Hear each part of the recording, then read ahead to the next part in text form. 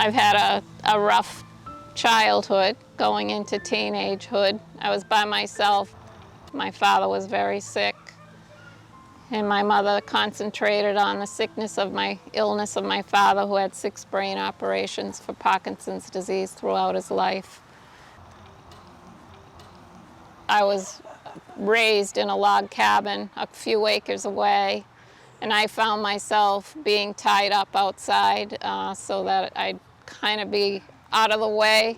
Things could go on with my father in the house. I really didn't have a relationship with my mother. It just was, I was put to the side. No emotional support whatsoever, and I guess my brother took it out. His way of growing up was to take his anger and frustration as he was growing up out on me, and was severely bullied. I'd be under a bed hiding for at least 6 hours a day. Wow. So, you know, there's a lot of comparisons with how animals are kept.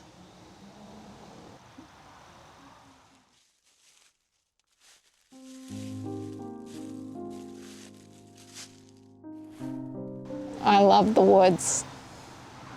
I would listen to all the birds, all the frogs, the peepers, all the sounds of nature, watch all the little squirrels and so forth. They were my friends. And I would sit quietly, and that was enough for me as I was growing up, and it still is. I always wanted to build a house and have a couple of chickens and a horse and a dog and a cat. And it just was such an overpowering, it haunted me for years and years that I was drawn to that. And then eventually I worked 3 jobs for 17 years and started to build my home. I knew I wanted to be outside with nature. I did not want to be in an office and to do something with animals. So I meditated on the pond over here for 3 years.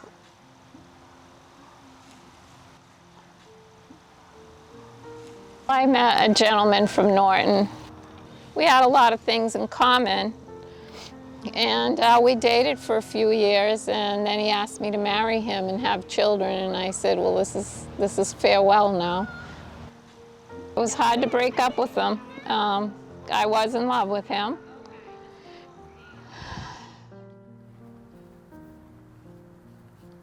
I wanted a sanctuary, and that's exactly what I did. I had a relative come by, and he saw that I had rescued some geese and a goat, and I told him about it. I wanted to build a sanctuary, and he said, well, you need to start somewhere. And that very day, July 4th, I think it was 1996, I put a cardboard sign on my driveway and say, Animal Sanctuary, I charge $3 to get in, to put it towards the animal feed of the few animals I did have. At age 44, I started my sanctuary, and now I'm age 68. Our security guard's doing good. They're all getting hungry now. We start feeding kind of early, around 3:15, and then I come out at night and start again. Never had a day off, only to have my knee replaced, and that was botched, but it was my day off.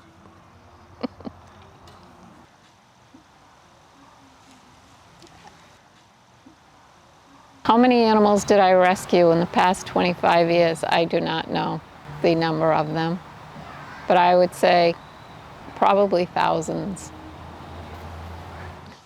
This is Freedom.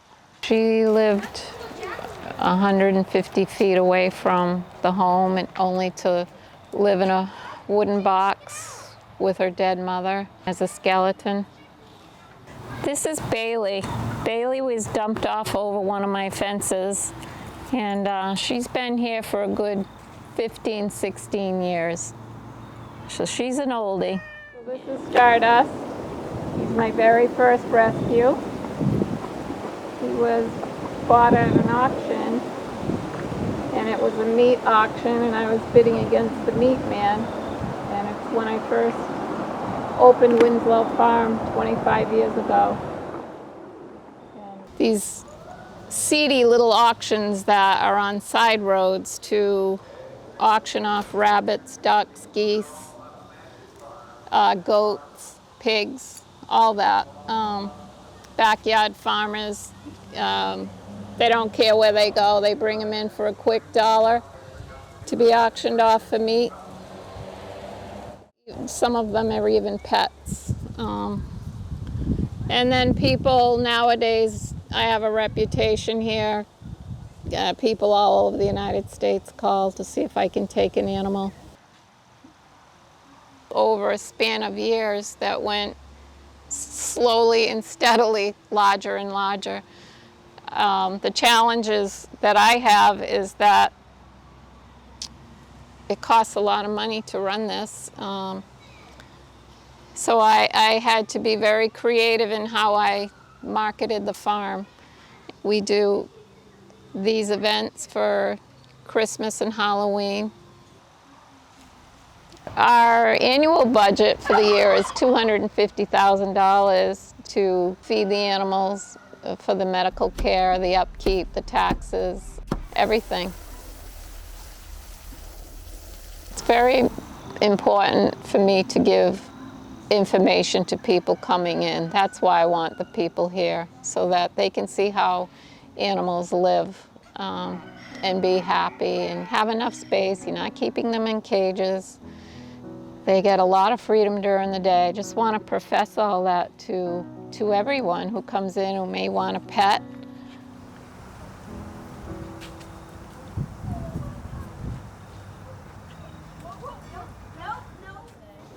People come in and hopefully they'll sign the guest book and give a donation maybe in the wintertime. Through our newsletter, we acquire all the names and addresses. My work day is from 7 a.m.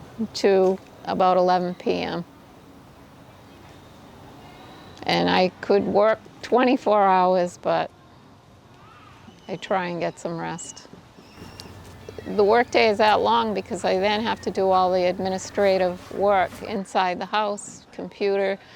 You know, I walk in, there'll be 19, 20 phone calls to take animals every day. So if I can't take an animal, I try and network and troubleshoot and consult with people to try and help keep the animals or try and solve the problems. Tip of the iceberg.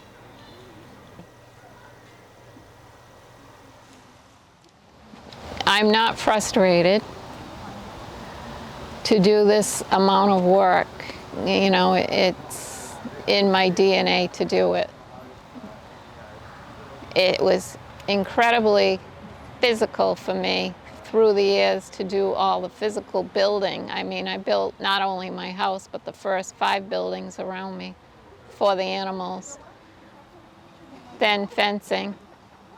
So the physical tasks were grueling, and I never thought I would get through the day. It's frustrating to get the phone calls, can you take a rabbit, can you take a chicken, I don't want it anymore. You know, people send horses if they outgrow, they'll send them off to slaughter to get a quick $800. It is unfair to the animals not getting the attention that they should have.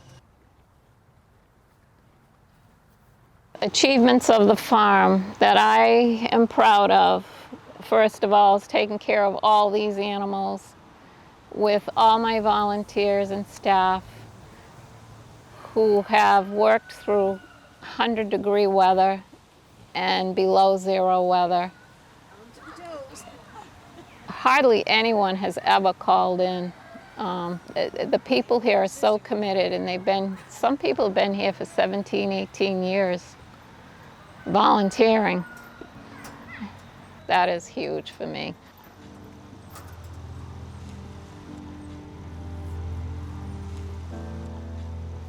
All the animals will live out their lives here till the last animal passes away. And then after that, which would probably be another 20, 30 years from now, until everybody has passed, I may turn it into a dog park or something like that if I don't have the right people to run a sanctuary like I've run it. There's never been a moment that I've regretted building this farm or being so committed to this mission. My only regret that is I won't be alive, 20 years from now probably, to keep going. So every moment is for animals and the betterment in teaching people. They have given me every reason to live, to start this sanctuary and be happy. It nourishes me. So, the only thing I can say to people would be follow your passion, follow your love in life, because if you learn from things that have happened to you and you draw on your passion in life and you stick with it, it's not easy to reach a goal that you have for yourself. But I'm sure it will make you very, very happy and nourished.